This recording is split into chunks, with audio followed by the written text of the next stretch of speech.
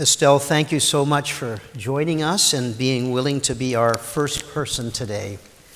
And thank you for having me, and thank you all for being here. And you have just so much to share with us in a short period, so we'll get started right away. You were just 10 years old in Warsaw when World War II began with Germany's invasion of Poland in September 1939. Before we turn to all that would happen to you and your family during the war, during the Holocaust, start first by just telling us a little about your family, your community, and you in those years before the war began.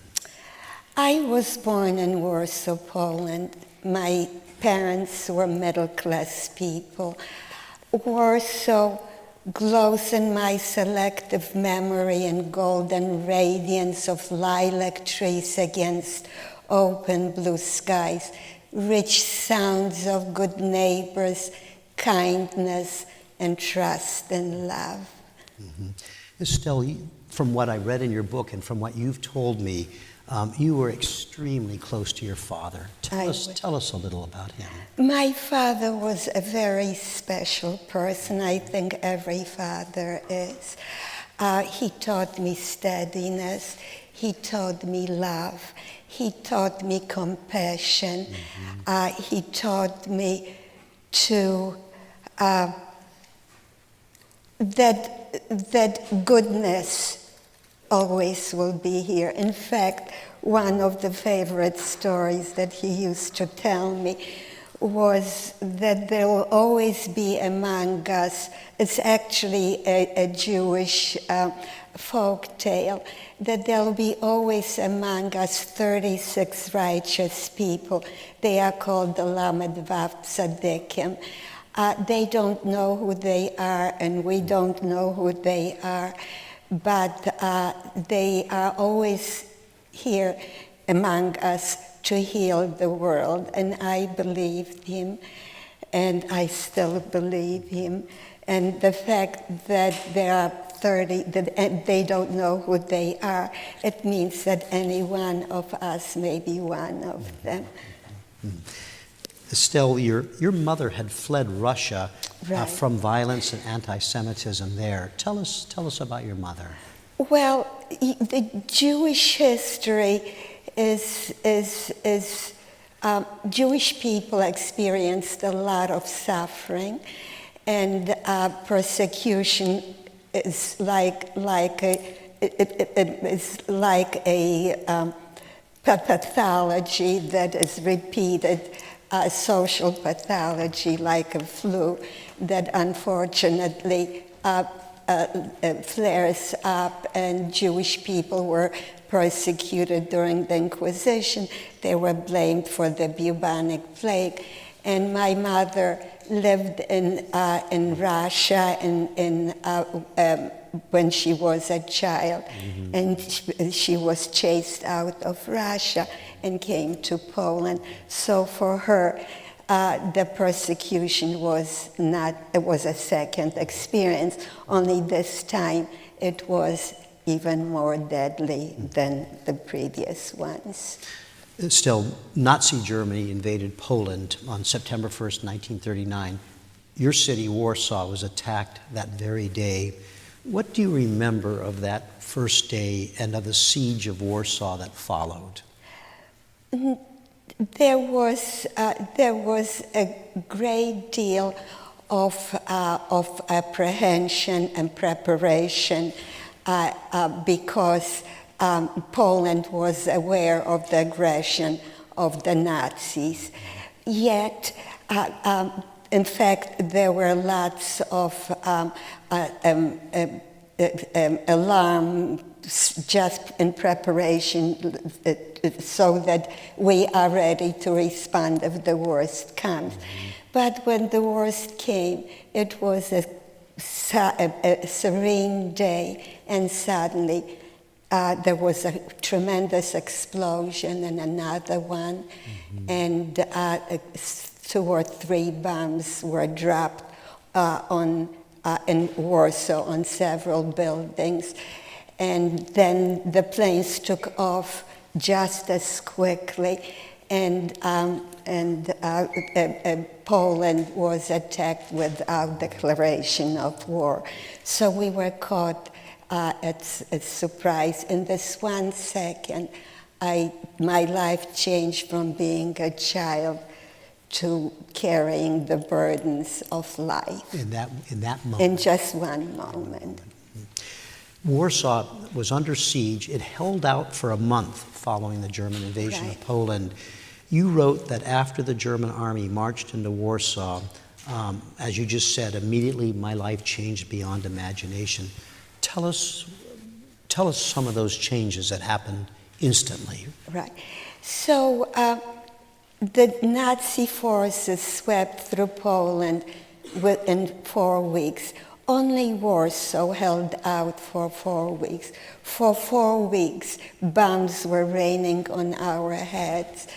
And after 4 weeks of nights were the most unbearable, the sky would light up with rockets, and the city was just lit up like during the day, and bombs were just raining on our heads. Then Warsaw was under siege for 4 weeks, and we ran out of water and food, and finally the Nazis marched in, and immediately our lives changed beyond recognition. Our once peaceful streets were now patrolled by foreign soldiers. They shouted insults and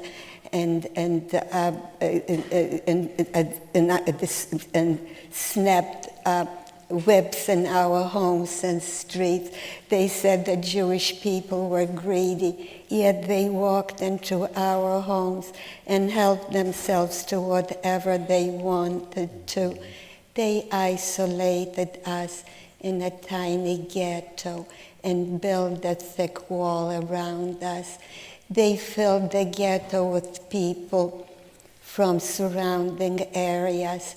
Most people came on foot without a penny in their pockets, many without shoes on their feet. Most people died in the streets of cold and starvation and illness. People covered the bodies of their children with posters saying, "Our children must live. Children are the holiest things." Yet in this inferno, people found ways to hold on to their souls, to hold on to their values, to be as humane as we could. Immediately, excuse me.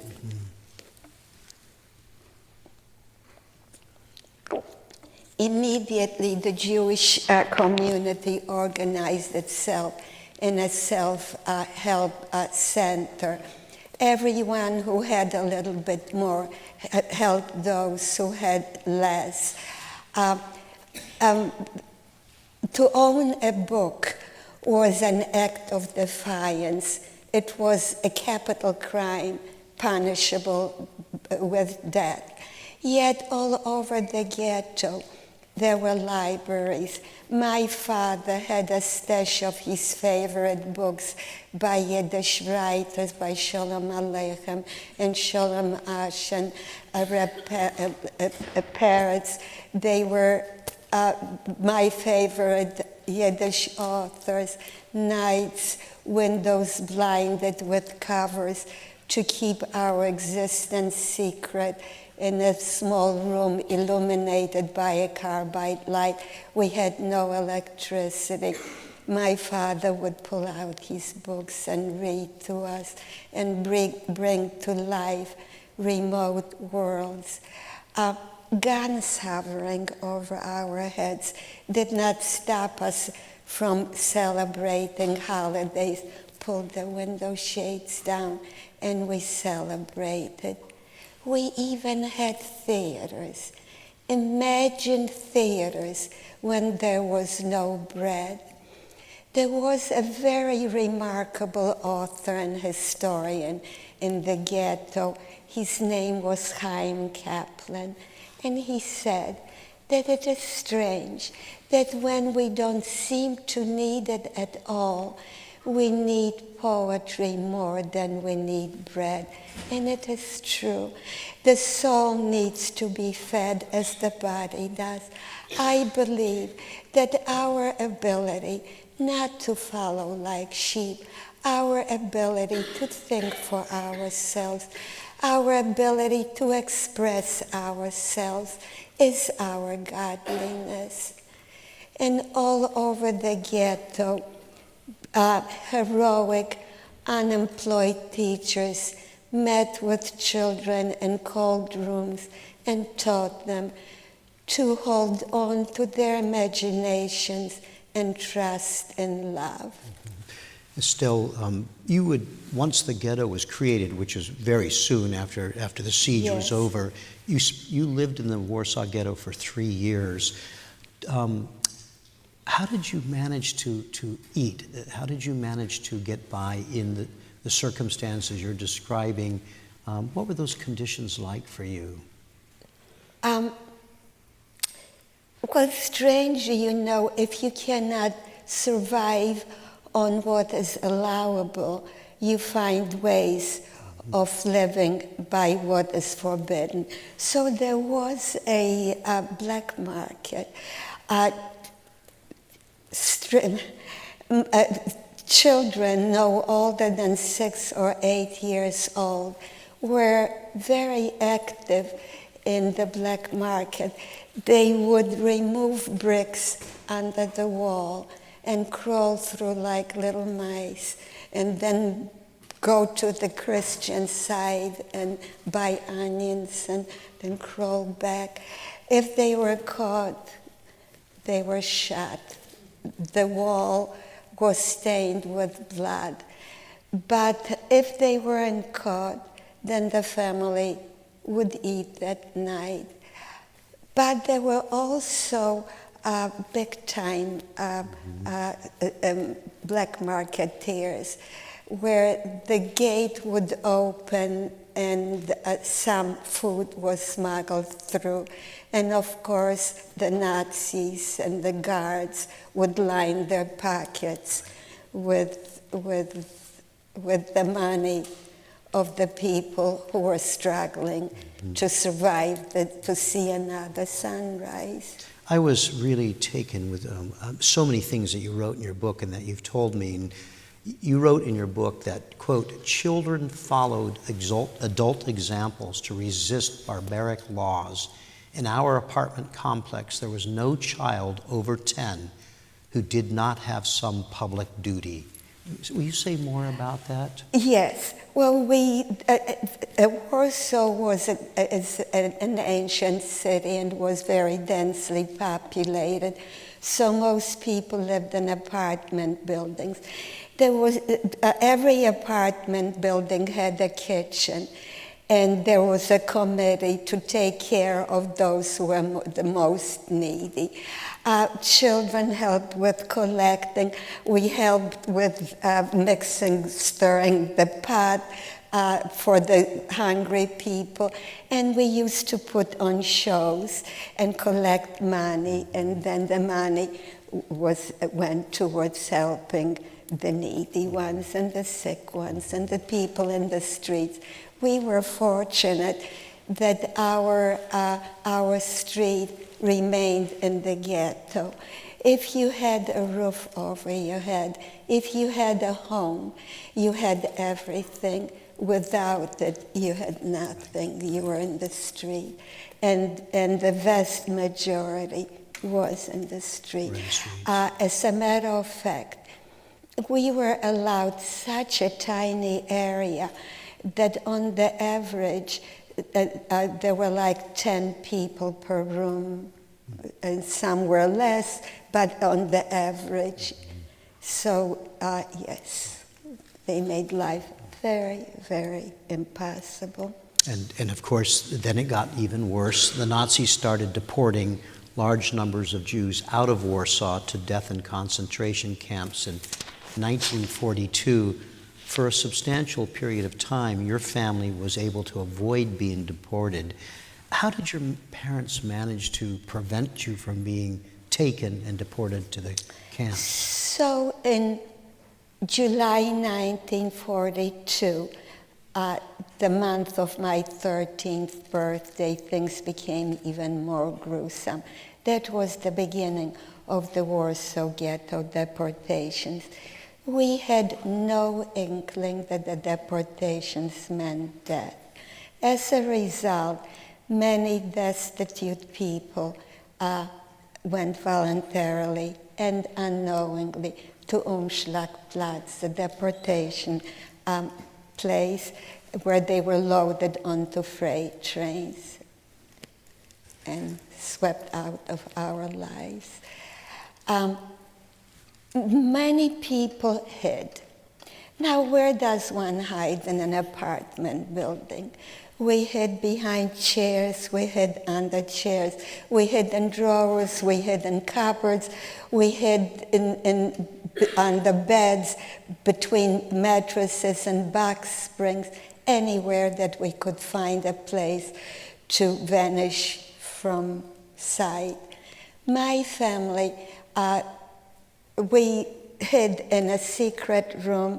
We put a wardrobe to obscure the door, and that's where we were hiding during the deportations.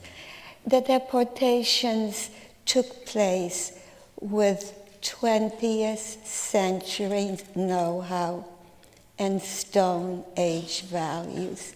Between July 1942 and September 1942, a mere 2 months, 99% of the children disappeared. I was among the 1% of the children still alive. Can you imagine a world without the sound of children? Without the presence of grandmothers and grandfathers, because they were the first to disappear. In fact, Estelle, you shared with me that at some point the Nazis actually decreed that all children under the age of 14 were useless and contraband, forbidden to live. Useless and forbidden. And here you were 13. What did that mean for you? I had braids, so my mother cut my hair and tried to comb my hair to look more adult. Mm-hmm. I was petrified. Mm-hmm. Yeah. And she would take those steps to make you look just a little bit older. Right. And still you ended up being less than 1% of the children that Yes. Your work permits for the adults were really important, to have a work permit to be a slave laborer. Right. Your father came very close to being deported at one point, if I remember right, when he tried to get work permits. I don't know if I have that right or not, but... Well, towards the end of the deportation, there were very few people left. And so the Nazis designated 3 streets, and they were called the sub-ghettos. Each sub-ghetto had a factory. Mm-hmm. And if you were among the very fortunate to find employment for gratis, non-paid, if you were used in the factories to be productive, and they called them useful, and the other ones were useless and wild. Mm-hmm. That was another name. And my mother, my sister, and I managed to obtain a permit to work in one of the factories in one of the sub-ghettos, sewing, mending uniforms of Nazi soldiers. And if I remember right, you had your work permit had you at an older age. in order for you to get it. I don't think at that point they really cared very much. They had already plans for me to be dead, and so if they didn't catch me at that point, they would catch me at another time. But there were also not a lot, but a number of people who did not find employment and who were not deported, and they were called the wild ones. And the wild ones were hiding. Now, you have to imagine the ghetto as an abandoned, silent place.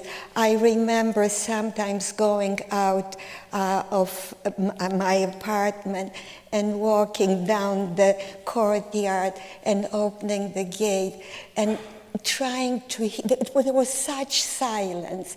I hope to hear the sound of a neighbor.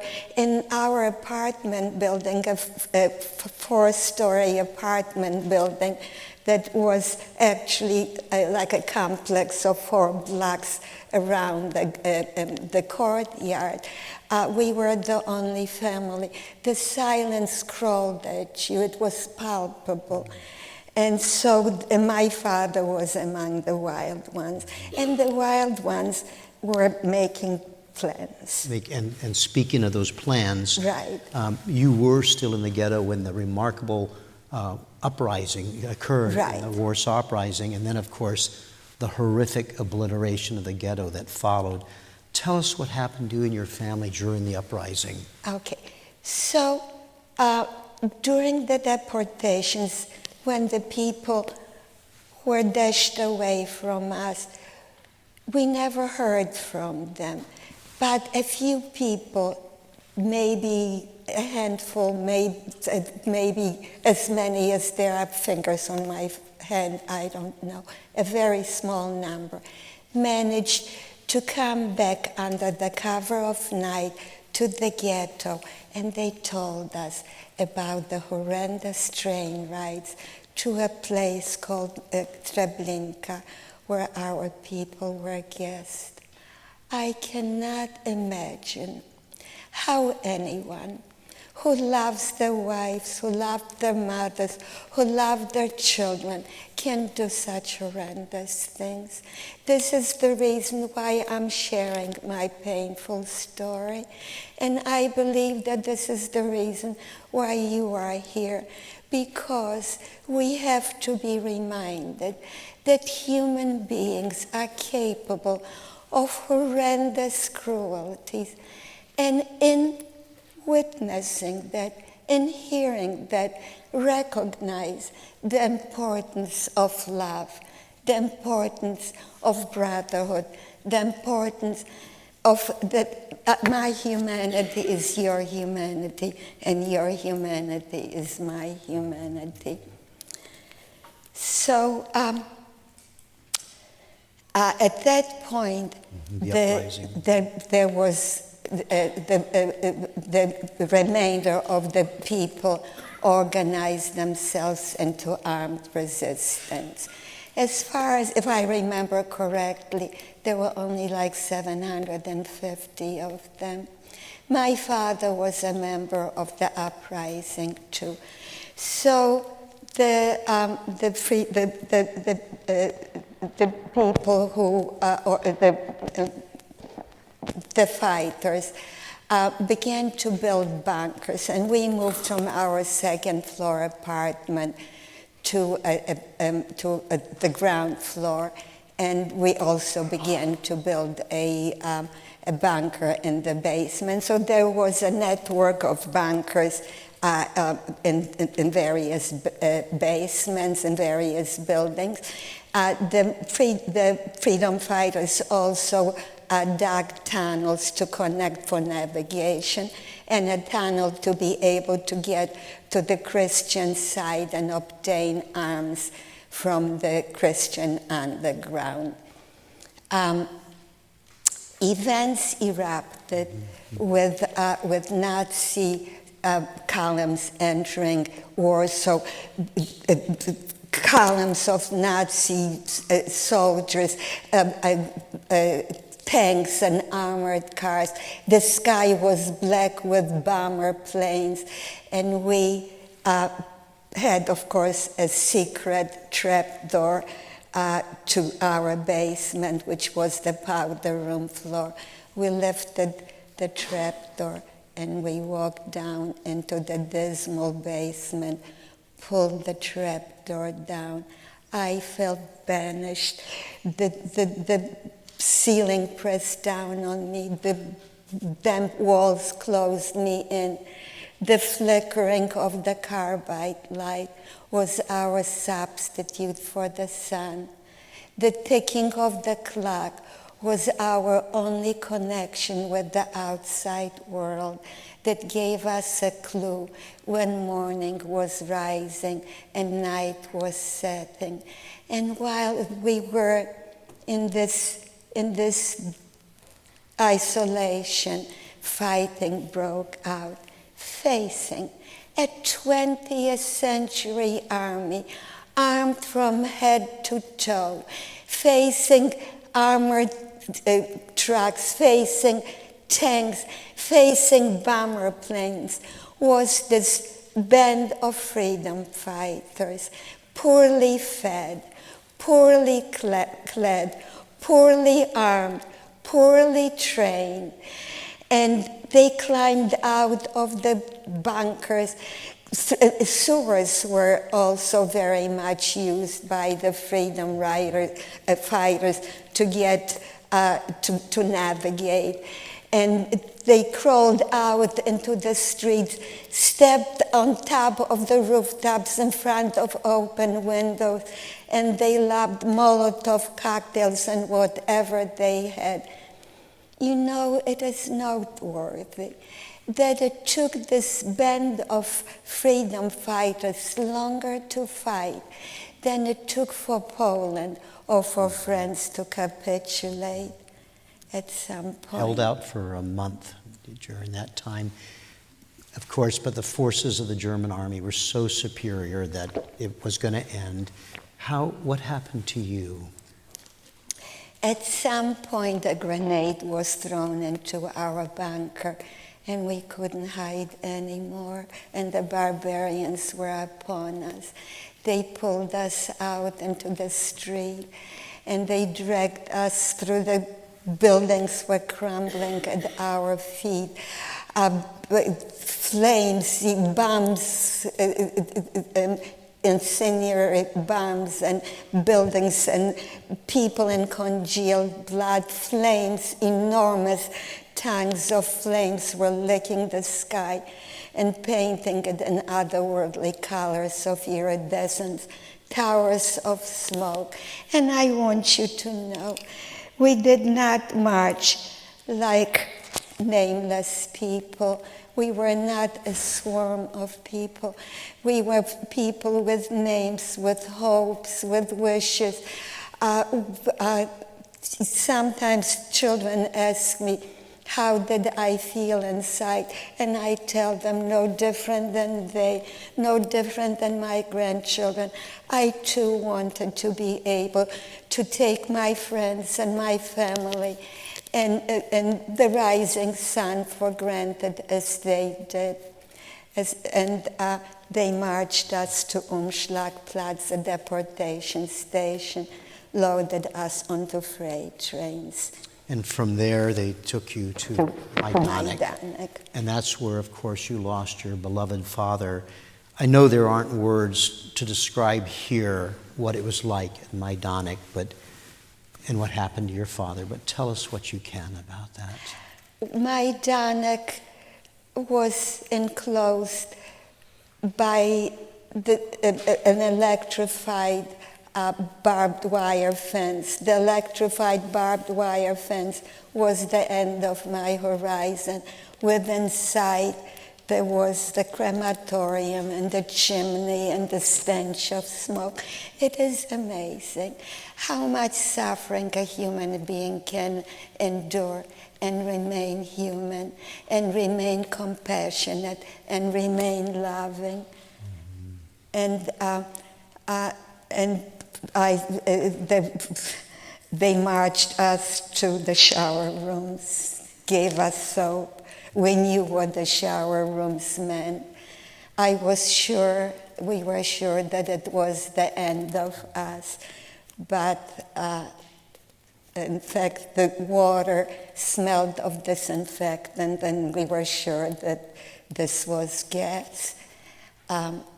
But we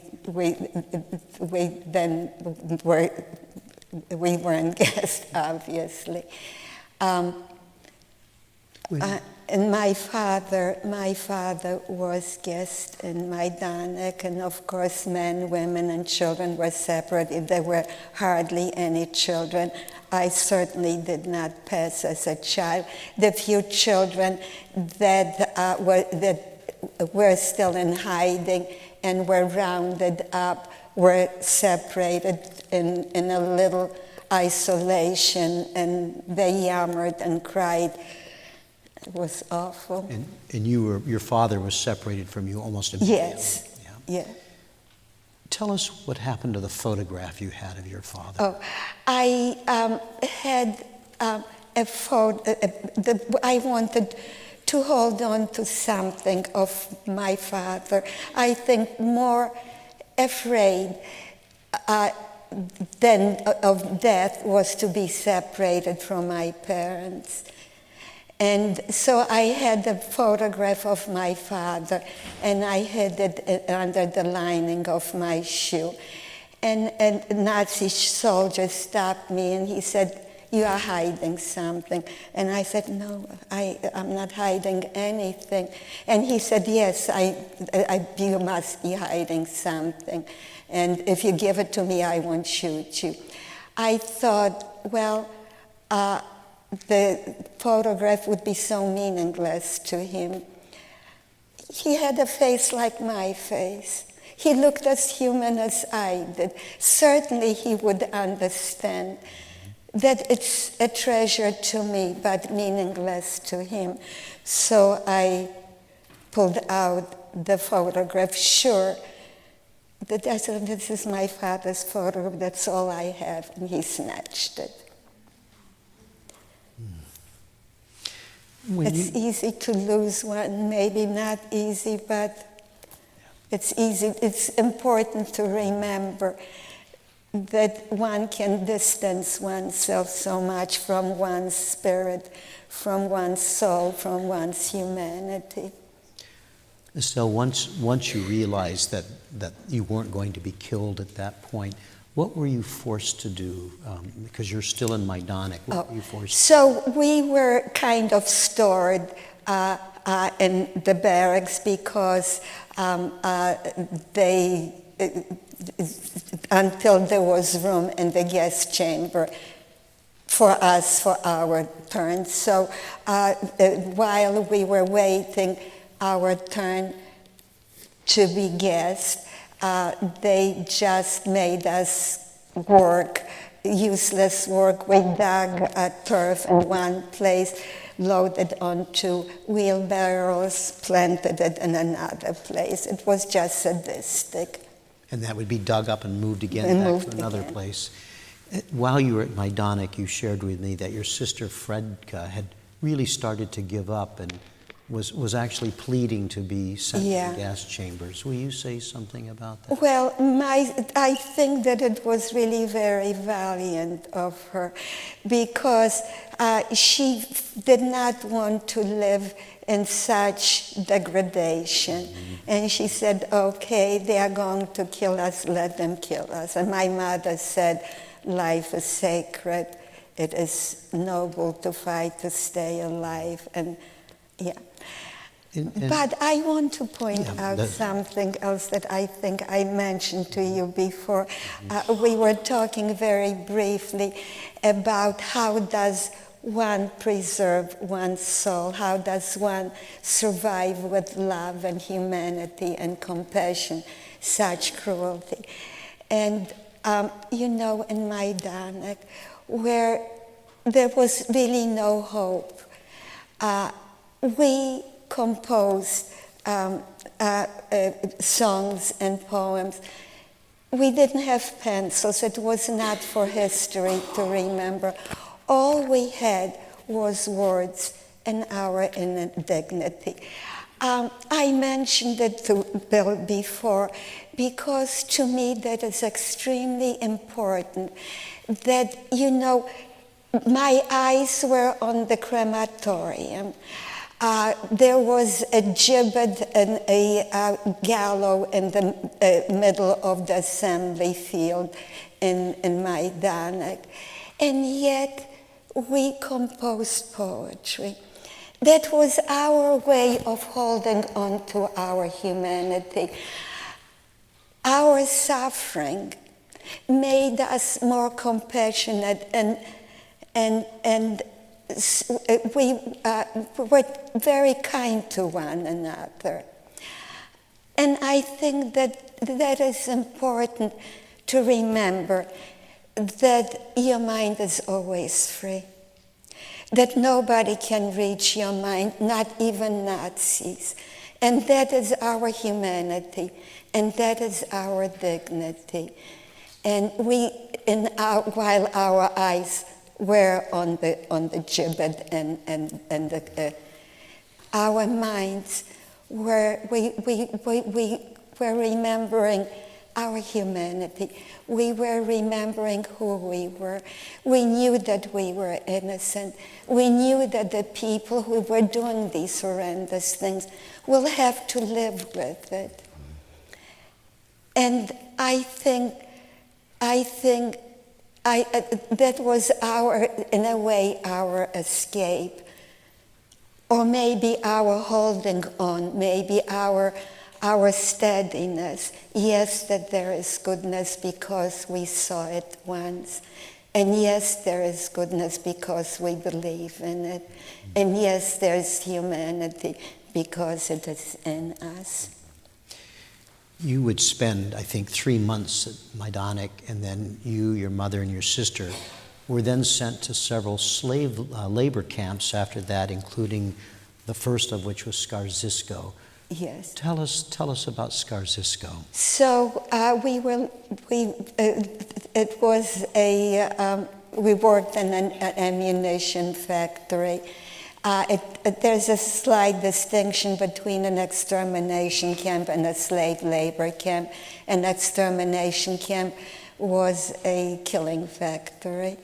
In a slave labor camp, you just worked yourself to death. The camp was too enclosed. We were isolated and enclosed by an electrified barbed wire fence. And life was very brutal. We were so isolated. It was impossible for us to imagine that only a few rabbit hops away from us, people were sailing on silver lakes, and children were sitting around dinner tables with families as families should.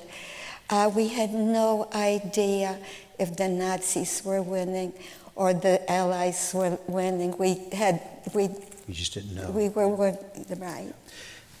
Before you got to Skarzysko, if I remember correctly, there was a really remarkably stroke of luck, I guess, when you got on the wrong train. Tell us about that. Well, maybe I will.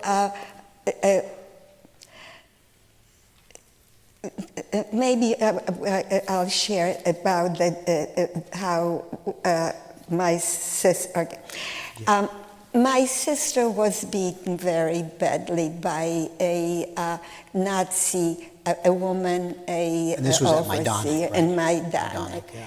And so when the following morning, when we were assembled to dig the turf, she just couldn't move. So we hid her under the banks, and some Nazis came into the camp, and whomever they found in the camp, they wrote their names down. So the assumption was that my sister's name was written down too. So the assumption was that all those whose names were written down were designated for the guest chamber. My mother, sister, and I had a pact that if one of us would be guest, all three of us would go. So the logical thing for my mother and me to do was to trade places with two other women who hoped to see another sunrise. And so the following morning,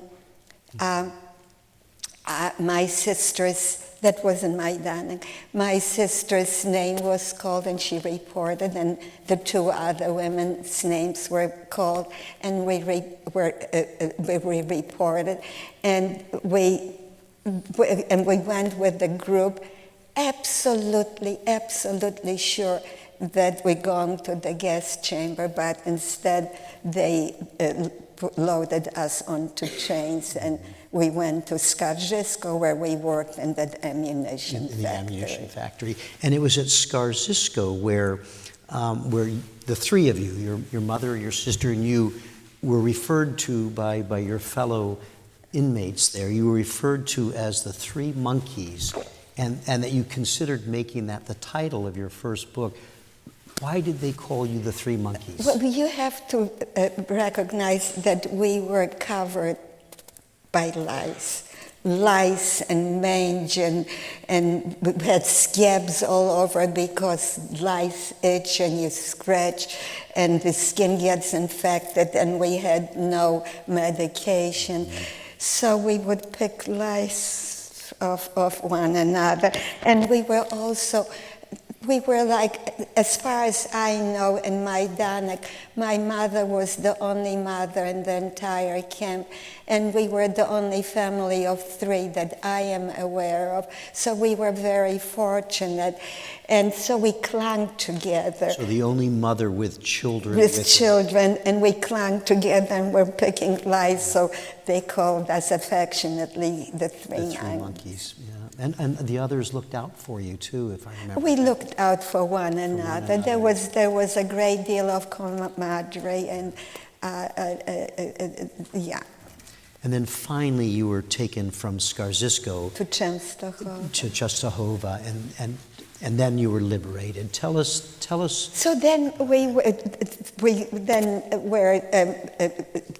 transported to another camp, to Czestochowa, also in Poland, and then America. One day we hear airplanes and we hear bombs dropping, and dying by an Allied bomb would be such a dignified death.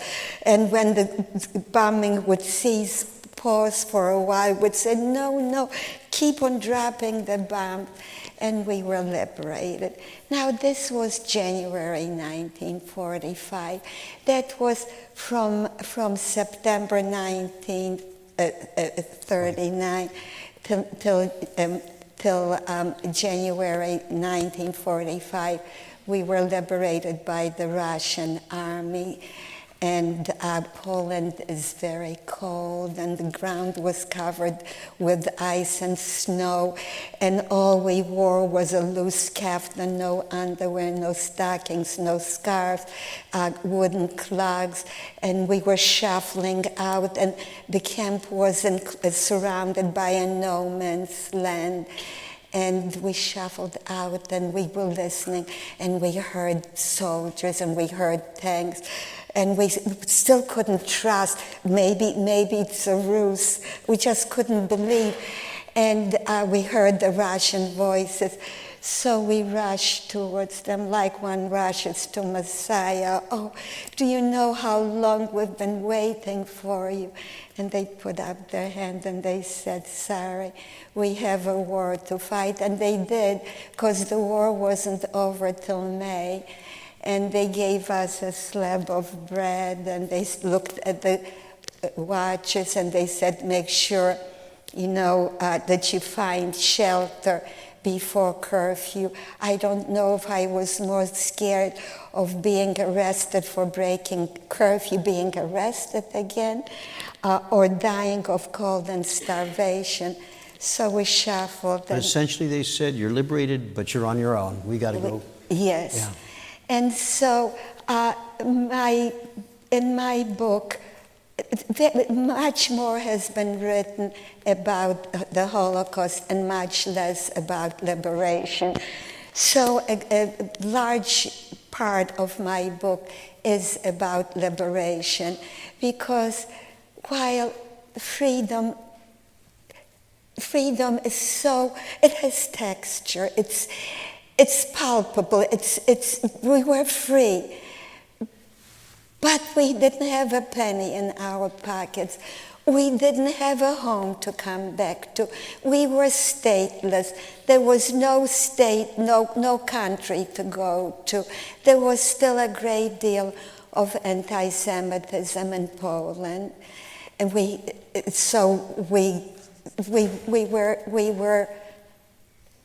were nobodies, except inside ourselves. We were somebodies. Everyone is a somebody. And we wanted to be somebodies. And we wanted to have a country. And we wanted to have a home. And we wanted to be able to walk down the street and to be looked at with smiling and welcoming faces, and not to be looked down upon. And so... There's so much more I wish you could tell us, and I know we won't have time for it, but a couple of things I would like you to share. One is that you did find lodging in a small room that was occupied by a Russian soldier. Yes. Tell us, because that was very significant. So we were wandering through Poland and homeless, and my mother had this, we were so afraid that we'll be stuck in this bloody Europe. And my mother had siblings in the United States, but we didn't have the addresses because everything was taken away. We didn't have money to buy stamps or even paper to write a letter. And so my mother had this idea that maybe we'll find a cousin in another town called Kielce. So we hopped a freight train and went to Kielce, and we arrived in the street, and we arrive in the train station, and we are very isolated and very alone. Now there was a saying, a word, amchu. Amchu means of the people. It's a Hebrew word. When we felt very isolated and we hoped to find someone else who would not be hostile to us, which would be one of us, we would say amchu. And so we heard the word amchu. And so there was, and so we responded, and with that group, we went out of the train station. Night was falling. We were aware of curfew. And a bunch of young kids with stones were throwing pebbles at us. And we were so stranded, and they sicked dogs on us, and we were frightened of dogs because of the German shepherds in the camps.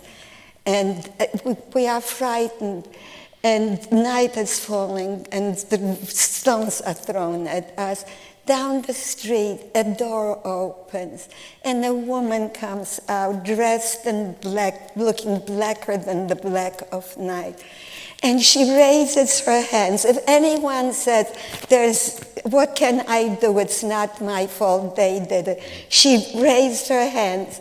And she scared the kids away. She said, you can't do that.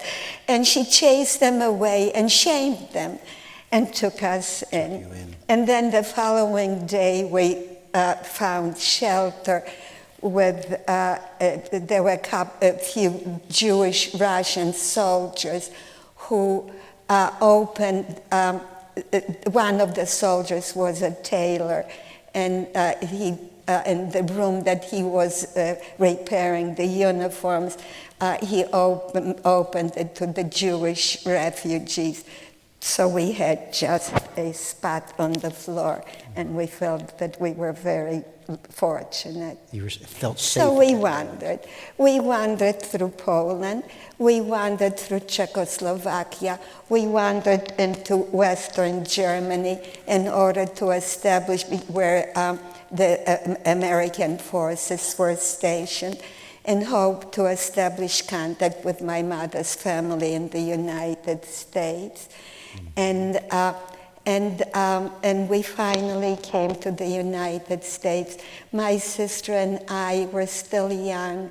We arrived in New York and worked in a garment factory.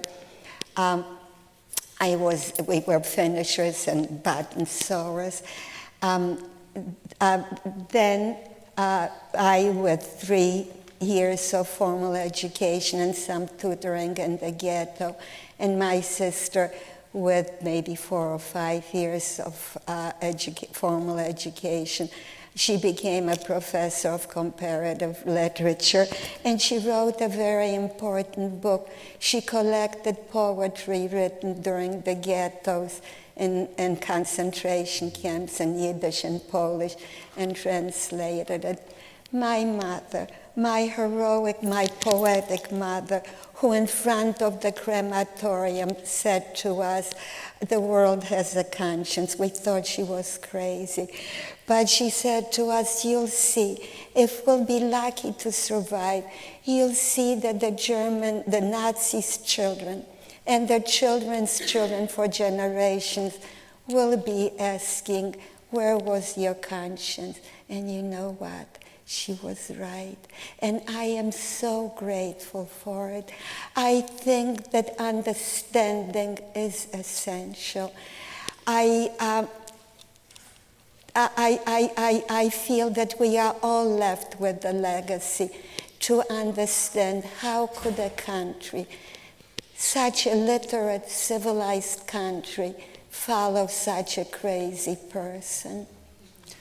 Estelle, if I can take the liberty, we're going to hear from Estelle to close our program in just a moment. But if I can take the liberty of quoting something you wrote in your book, if I may do that. Estelle wrote, "Our survival depended 99% on random luck and 1% on instinct and grit. Without the 1% pluck, you were 100% dead."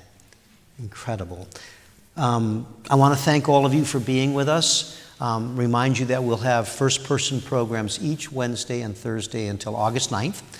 We'd love you to come back if you can, but if not, all of our programs are available on the museum's YouTube page, and we hope that you will watch some of the other first-person programs if you can. Two things are going to happen when Estelle finishes.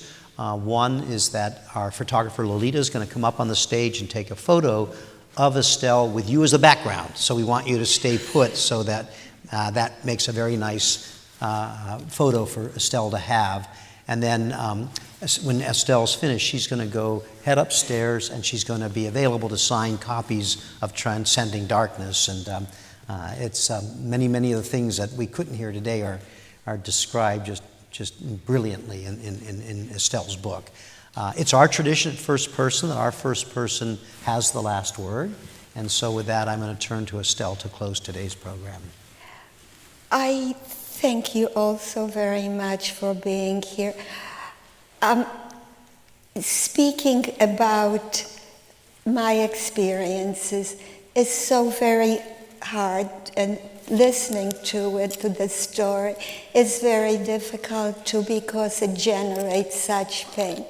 Yet we have to be reminded from time to time of the consequences to us and to society when we accommodate ourselves to tyrants, how it corrupts the conscience of a nation, what it does to love and what it does to trust. I am so grateful to this museum because, as long as Darfur's happened, as long as there are people who say that the Holocaust never happened, in some ways, Auschwitz and Majdanek is still with us.